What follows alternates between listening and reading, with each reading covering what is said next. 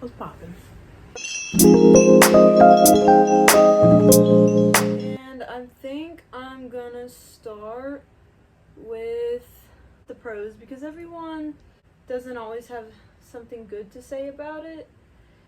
The number one pro for me, I would have to say, is like if it's your first child, everybody's gonna want to be like, can I babysit? What does he or she need? Do they need clothes? Do they need diapers? Like, they get showered with so much stuff that you honestly probably have no idea what to do with it. Honey, that is not a bad thing. The second pro of being pregnant is literally all the help that people offer you. And I can't speak for everyone because this is just me in my situation. I've had so many people offer to babysit already and want to take her and baby her and stuff. And she's not even born yet. Get help with babysitting. I would say that's really important because regardless, I know newborns take a lot out of people, and I know that a lot of people still love to have their you time, and I 100% support that because anybody would go crazy if they were stuck in the house all the time with a child, especially if you're in a relationship. Like, y'all still need to go have date night, go have fun. And especially if you have people that are offering, take that help. I don't know if some mothers would plan to breastfeed or not. There's nothing wrong with it if you don't, but I plan on it. And I would think the third pro would be having that connection with your baby that no one else can have while feeding, because it's 100% you. Like, they cannot get that nutrients from anybody else. And again, this is if you're able or if you choose to. Like, it's 2021, no one's gonna judge you because you're not breastfeeding your babe. It's whatever. But I would say that is the third pro because it's just a connection that, no one else can take away from you, and it's like no one can have with your baby. Unless, you got money like that and you trust other women breastfeeding your baby. Hey, that's cool too. Like, get it, girl. The fourth pro of pregnancy for me would be, I don't know if this is weird, but just the feeling of a human moving inside of you. That is the greatest feeling because it goes back to what I said. Like, no one else is growing that human but you. You doing the damn thing. And I would say finally the last pro of pregnancy for me would have to be, once your little angel is here and you see them, I feel like it's gonna be like nothing is gonna matter. You know what I'm saying? Like, whatever you were feeling while you were pregnant, feeling scared, feeling like you couldn't do it or you weren't ready, or oh no, this can't be happening to me. I don't have any primer for my eyeshadow, so we're just gonna go in that bitch. All of those feelings that you felt, when you found out or whatever, I feel like those aren't gonna matter.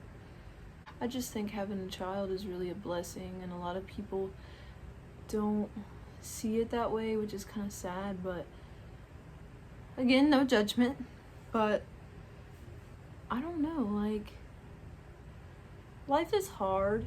Life can be freaking exhausting, but I couldn't imagine living in a world where I never existed. You feel me?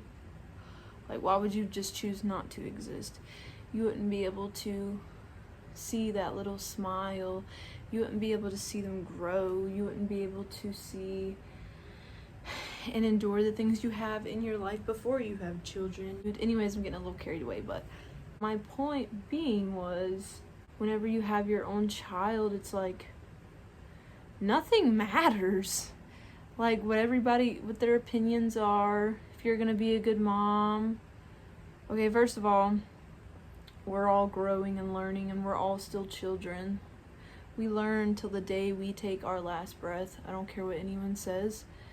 So, yeah, I believe that you can be wise, but no one knows it all. And you're wise if you know you don't know it all. That's what makes you wise. But anyways, yeah, I just think none of that shit is gonna matter. And it's like you have a kid to live for now. Like, you have a whole life that you have to provide for and make sure that they're safe and fed. And that to me is like so cool. I don't know. Like I said, to each their own. Everybody's got their own little mindset. Anyways, pregnancy motherfucking cons. Here we go, y'all. This is like the real tea. So, first and foremost, yeah, I'm gonna say this. Not a lot of people share what they're going through, and that's like, what's wrong with you? When you first find out, it is so hard to deal with all the emotions that you're feeling.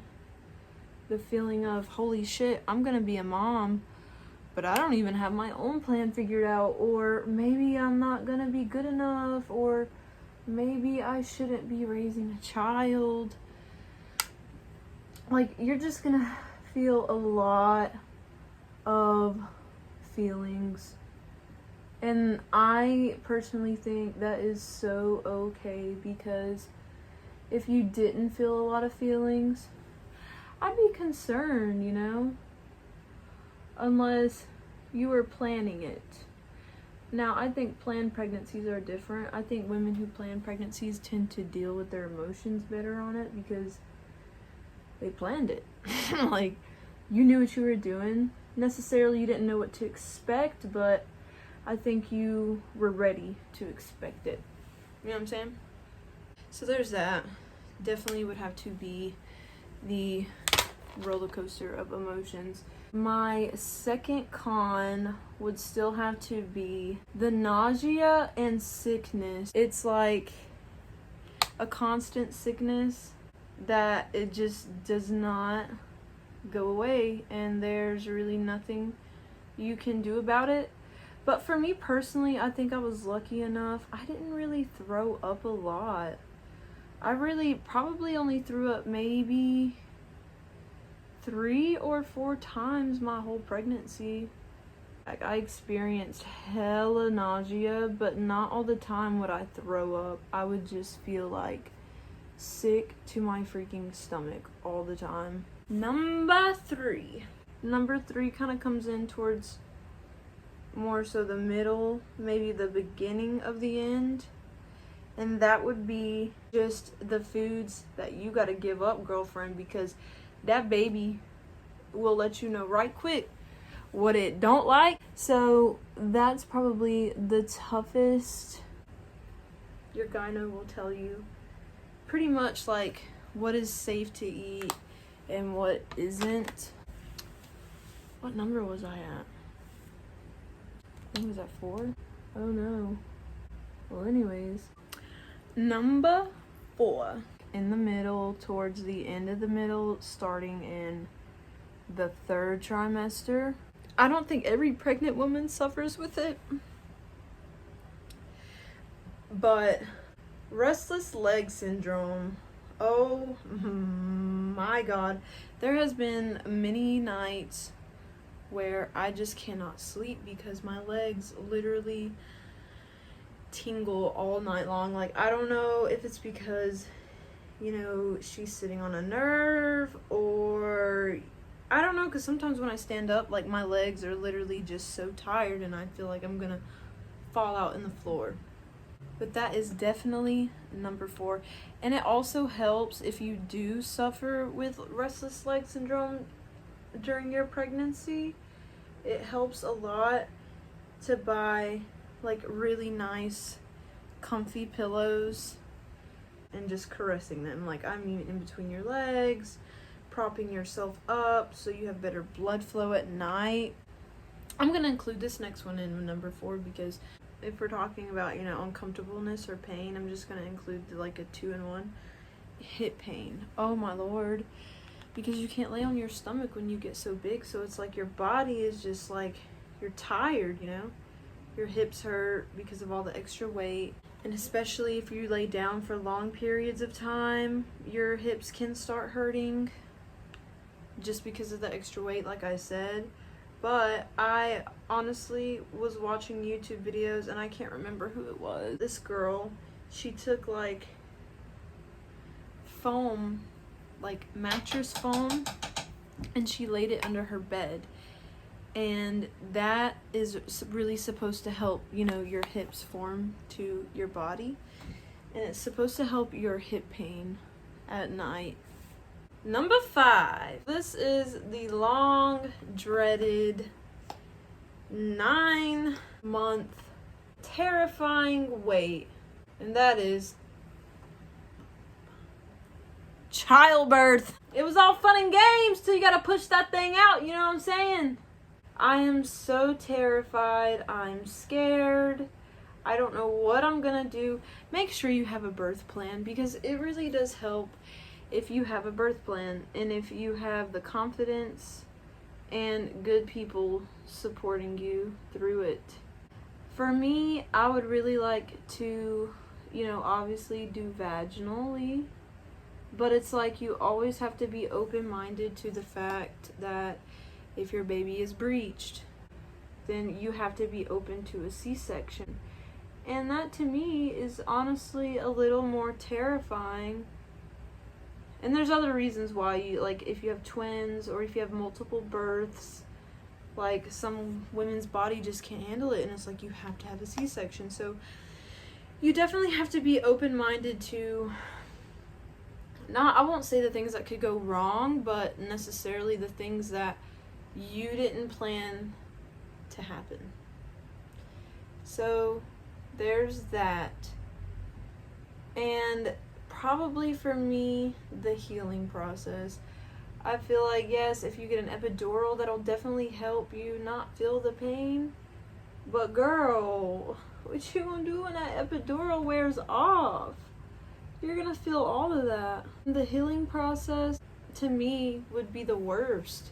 I guess I'm not too scared of the childbirth part. I guess I'm just honestly terrified of the healing process, because yes, you can have an epidural and that would probably help tremendously. But to me, it's like, okay girl, that anesthesia wears off, your coochie's on fire for the next 4 weeks. But that is my little take on the pros and cons of pregnancy. I hope y'all enjoyed. But that was just my intake on kind of like how my pregnancy was going and what I was feeling, what I thought was a pro, what I thought was a con, yada yada yada. We're all adults here, right? I hope. Stay in school. Get a TV. Oh, this is a finished look or whatever. I did a light little look. I'm starting to really love like natural makeup. I had lashes, but I was like, ugh, do I even feel like it? But anyways, peace out, homies.